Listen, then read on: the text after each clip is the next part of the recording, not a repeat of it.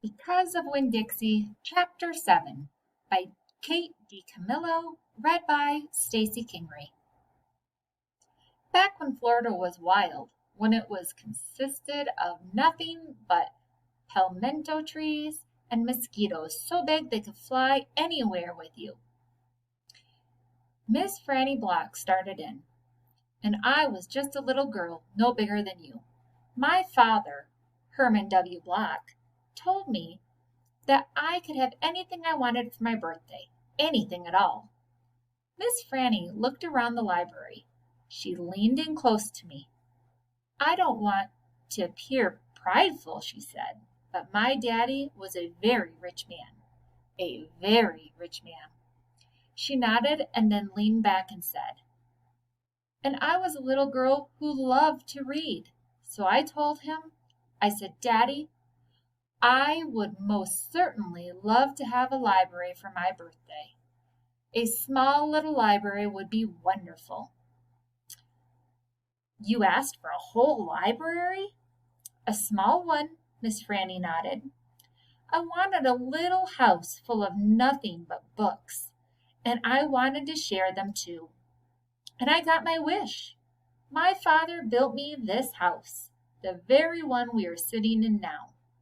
And at a very young age, I became a librarian. Yes, ma'am. What about the bear? I said. Did I mention that Florida was wild in those days? Miss Franny Block said. You did. It was wild. There were wild men and wild women and wild animals. Like bears? Yes, ma'am. That's right. Now I have to tell you, I was a little Miss Know-it-all. I was a Miss Smarty-Pants with my library full of books. Oh, yes, ma'am, I thought I knew the answers to everything. Well, one hot Tuesday I was sitting in my library with all of the doors and windows open and my nose stuck in a book, when a shadow crossed the desk, and without looking up, yes, ma'am, without even looking up, I said, is there a book I can help you find? Well, there was no answer, and I thought it might have been a wild man or a wild woman, scared of all these books and afraid to speak up. But then I became aware of a very peculiar smell, a very strong smell. I raised my eyes slowly, and standing right in front of me was a bear. Yes, ma'am, a very large bear. How big? I asked. Oh, well, said Miss Franny, perhaps 3 times the size of your dog. Then what happened? I asked her. Well, said Miss Franny, I looked at him and he looked at me. He put his big nose up in the air and sniffed as if he were trying to decide if a little Miss Know-it-all librarian was what he was in the mood to eat.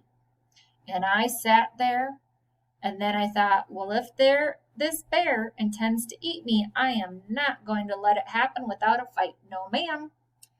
So very slowly and very carefully, I raised up the book I was reading. What book was it? I asked.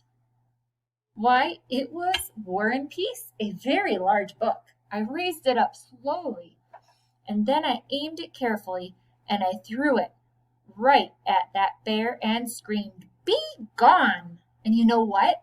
No, ma'am, I said. He went, but this is what I will never forget. He took the book with him. Nuh-uh, I said. Yes, ma'am, said Miss Franny. He snatched it up and ran. Did he come back? I asked. No, I never saw him again. Well, the men in town used to tease me about it. They used to say, Miss Franny, we saw the bear of yours out in the woods today. He was reading that book, and he said it sure was good, and would it be all right if he kept it just for another week? Yes, ma'am, they did tease me about it, she sighed. I imagine I'm the only one left from those days. I imagine I'm the only one that even recalls that bear. All my friends, everyone I knew when I was young, they're all dead and gone. She sighed again. She looked sad and old and wrinkled. It was the same way I felt sometimes, being friendless in a new town and not having a mama to comfort me. I sighed too. When Dixie raised his head off his paws and looked back and forth between me and Miss Franny, he sat up and then showed Miss Franny his teeth. "Well, now look at that," she said. "That dog is smiling at me." "It's a talent of his," I told her. "It is a fine talent," Miss Franny said, "a very fine talent," and she smiled back at Winn Dixie. "We could be friends," I said to Miss Franny. "I mean, you and me and Winn Dixie. We could all be friends." Miss Franny smiled even bigger. "Why, that would be grand," she said. "Just grand."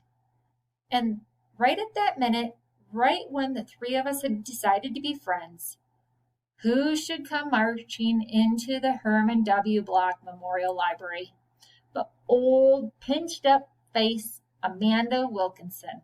She walked right up to Miss Franny's desk and said, "I finished Johnny Tremain, and I enjoyed it very much. I would like something even more difficult to read now because I am an advanced reader." "Yes, dear, I know," said Miss Franny, and she got up out of her chair. Amanda pretended like I wasn't there.